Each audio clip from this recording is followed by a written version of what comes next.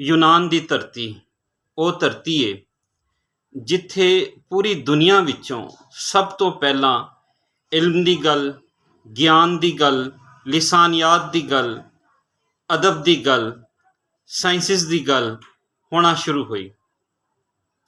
Sophocles अजिहा writer है जिसने अपने ड्रामिया राही पूरी दुनिया दे विच नाम पैदा किया ते ओदी नामना अजे तिकर कायम है ते जदों तिकर पढ़न वाले, सोचन वाले, गो करन वाले मौजूद रहणगे उदों तिकर सोफोक्लिस का नाम वजदा रहेगा। उहदी नामना कदे भी खत्म नहीं होण लगी। उन्हां दा जग धुमिया ड्रामा एडिपस रैक्स। सोफोक्लिस दा वेला कबल मसीह दा वेला है। सोफोक्लिस दा ड्रामा एडिपस अपने मौजू की वजह तो, अपनी जुबान की खूबसूरती की वजह तो जानिया जाता है। इथों तिकर कि सिगमंड फ्राइड वर्गे बंदियां ने एडिपस कॉम्पलैक्स का जिहड़ा कंसैप्ट है वो भी आप दे ड्रामे तो ही लैके रखिया है। एडिपस अजिहा शहजादा है जदों वो जन्मदा है तां जोतशी उस दे बारे कहंदे ने कि यह अजिहा इंसान है जिहदे बच्चे उहदे भरा भी होणगे, जिहदे बच्चे उहदे भैन भरा होणगे ते वो अपने प्यो नूं कतल करेगा। जदों एडिपस दे प्यो नूं यह पता चलता है तां वो एडिपस नूं मुकाना चाहता है। यह ड्रामा एडिपस पंजाबी जुबान दे विच डॉक्टर इफ्तिखार अहमद सुलैरी होरां ने इहदा तर्जमा किया है। एडिपस रैक्स के ड्रामे नूं उन्होंने शहजादा एडिपस के नां तो तर्जमा किया। Sophocles doctor Iftikhar Ahmad सुलैरी। Oedipus की लोक रीत ते लोक रवायत, एडिपस की लोक रवायत के सरनामे हेठ डॉक्टर आमिर जहीर पट्टी होरां ने बड़े सोहने विचार भी इहदे विच सांझे कीते ने। ढेर बोलियां विच इहदे तर्जमे हुए पर पंजाबी विच इहदी घाट सी। डॉक्टर आमिर जहीर पट्टी लिख रहे ने, गुरमुखी अखरां विच मोहन सिंह होरां ने तर्जमा करके इस घाट नूं पूरा किया। उन्हां दी किताब दिल्ली तो छाया हुई सी ते बादों एक तर्जमा डॉक्टर इफ्तिखार अहमद सुलैरी होरां ने किया।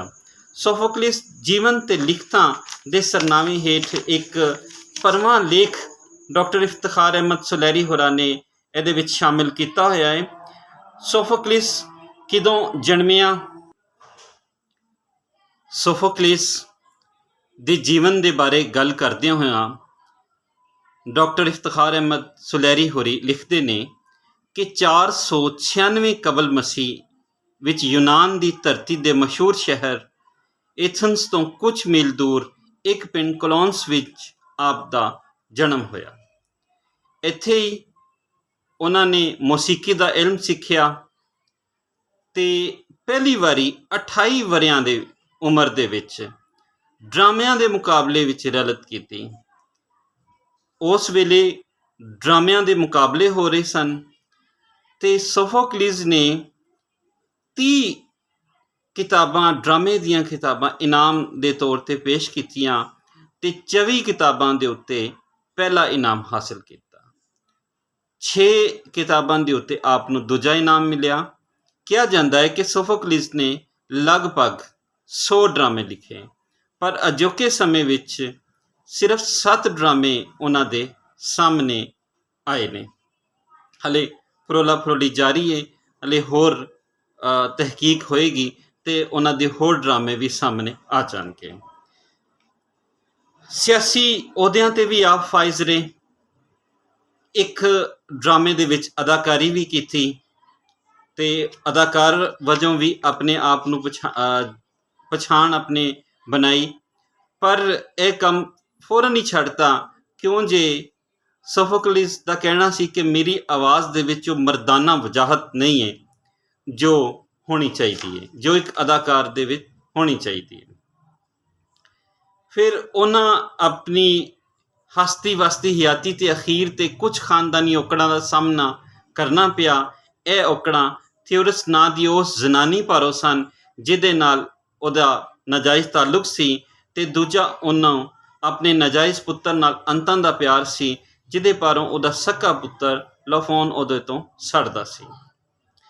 ਡਰਾਮੇ ਜਿਹੜੇ ਉਹਨਾਂ ਦੇ ਸਾਹਮਣੇ ਆਉਂਦੇ ਨੇ ਉਹਨਾਂ ਦੇ ਬਾਰੇ ਵੀ ਇਹ ਡਾਕਟਰ ਇਫਤਖਾਰ ਅਹਿਮਦ ਸੁਲਹਿਰੀ ਹੋਰਾਂ ਨੇ ਥੋੜ੍ਹਾ ਥੋੜ੍ਹਾ ਵਿਚਾਰ ਦਿੱਤਾ ਹੈ ਇਹਦੇ ਬਾਰੇ, ਤੇ ਉਹਨਾਂ ਉਸ ਡਰਾਮਿਆਂ ਦੀ ਕਹਾਣੀ ਨੂੰ ਵੀ ਮੁਖਤਸਰ ਬਿਆਨ ਕਰਤਾ ਹੈ।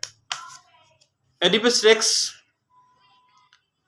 ਦੇ ਬਾਰੇ ਜਿਵੇਂ ਅਸੀਂ ਦੱਸਿਆ ਕਿ ਜਦੋਂ ਉਹ ਜਨਮਦਾ ਹੈ ਤੇ ਪੇਸ਼ਨ ਗੋਈ ਹੁੰਦੀ ਹੈ ਕਿ ਉਹ ਸਿਰਫ ਕਿ ਉਹ ਆਪਣੀ ਔਲਾਦ ਨਾਲ 2 ਰਿਸ਼ਤੇ ਰੱਖੇਗਾ, ਉਹ ਸਿਰਫ ਉਹਨਾਂ ਦੇ ਭਰਾ ਹੀ ਨਹੀਂ ਹੋਣਗੇ।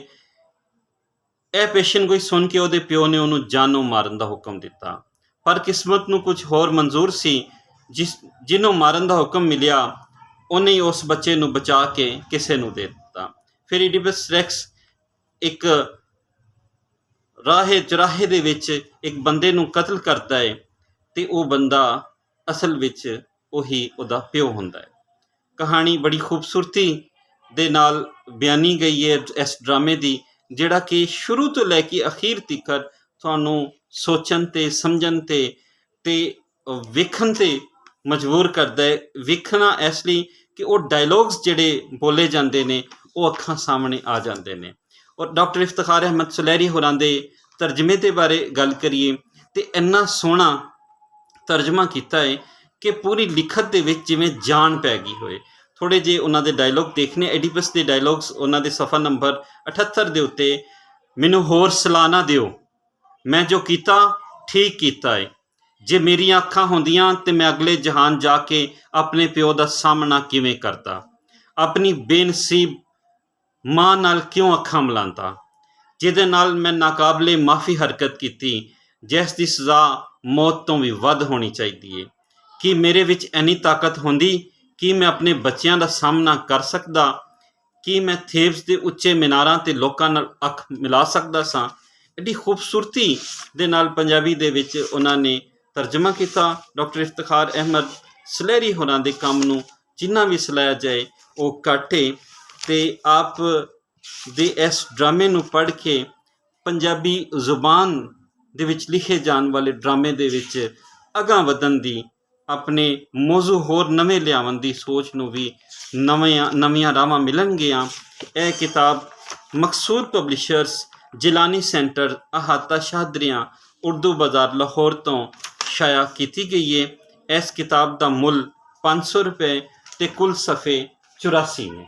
ਡਾਕਟਰ ਇਫਤਖਾਰ ਅਹਿਮਦ ਸੁਲਹਿਰੀ ਹੋਰਾਂ ਦਾ ਤਰਜਮਾ ਕੀਤਾ ਹੋਇਆ ਸੋਫੋਕਲਿਸ ਦਾ ਡਰਾਮਾ ਸ਼ਹਿਜ਼ਾਦਾ ਐਡੀਪਸ ਦੇ ਨਾਂ ਤੋਂ ਇਹ ਸਾਹਮਣੇ ਤੁਹਾਡੇ ਪੇਸ਼ ਕੀਤਾ ਜਾ ਰਿਹਾ।